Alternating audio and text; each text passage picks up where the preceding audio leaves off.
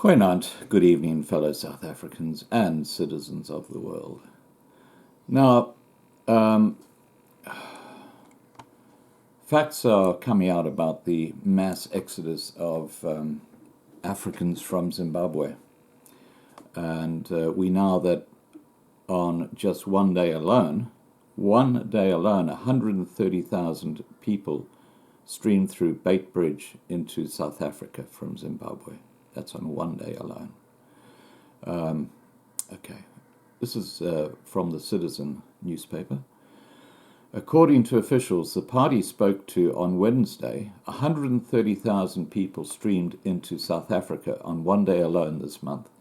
In a statement on Wednesday following the inspection of the border between South Africa and Zimbabwe, the DA claims Home Affairs officials are not coping with the renewed and escalated challenge. The party's MP, Jacques Julius, said they were on the Beit Bridge border post to assess conditions following unrest and violence in the neighbouring country.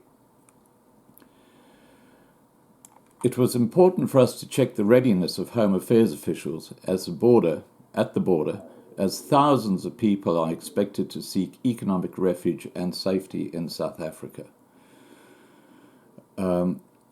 During our visit to the Beit Bridge border, the DA engaged with officials who confirmed our suspicions. The already compromised immigration system at Beit Bridge is now crumbling under the pressure of thousands who are seeking refuge as they are running away from what has become a nightmare in their own country.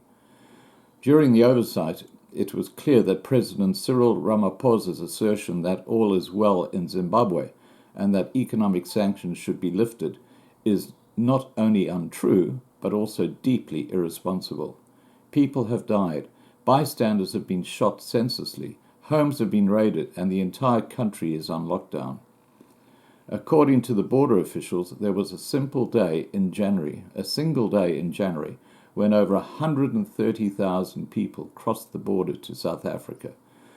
The ripple effect of this is that the understaffed Home Affairs officials are not prepared for such demand. He said the situation in Zimbabwe had developed into a humanitarian crisis as local authorities had cracked down on protesters and civilians. The crisis in Zimbabwe will no doubt exacerbate what is already a broken South African immigration system, which is failing to offer efficient and effective immigration services. Thus, it is imperative that our borders are adequately resourced and prepared for the expected influx of Zimbabweans seeking passage into South Africa. While our doors must always be open to legitimate refugees and asylum seekers, it cannot simply be free-for-all lawless situation. Julius said he had written to Ramaphosa not to adopt the quiet diplomacy on Zimbabwe that had defined the Mbeki administration. South Africa cannot handle this crisis in Zimbabwe the same way the former president Thabo Mbeki did, he said. Now, this is the start of the meltdown in Limpopo. You've probably got about 500,000 Zimbabweans who've fled south into South Africa who have to be fed.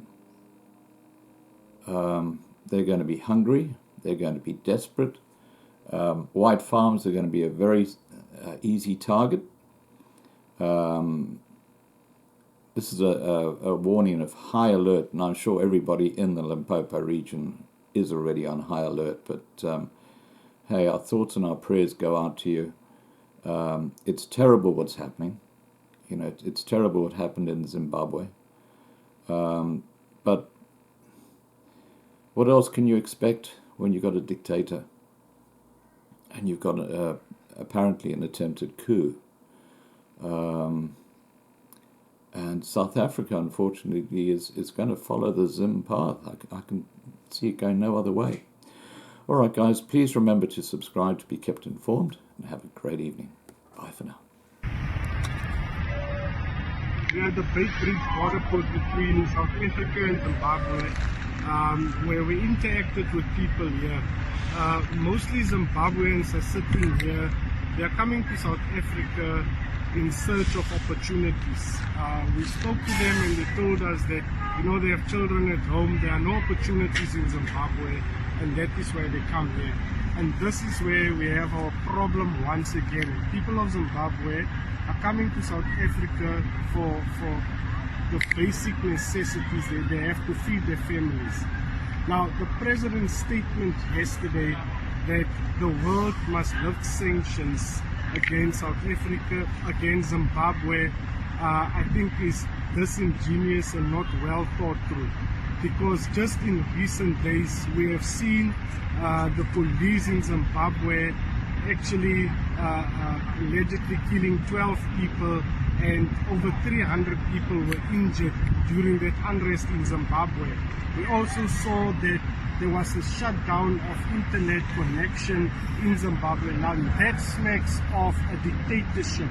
South Africa cannot be seen in the eyes of the world of supporting a dictatorship. But that is the ANC, because they are used to killing people in South Africa. Remember Marikana, where the police shot dead our miners? The same happening here. The South African government and President Ramaphosa do not feel ashamed to support the government where there is a dictatorship and killing people.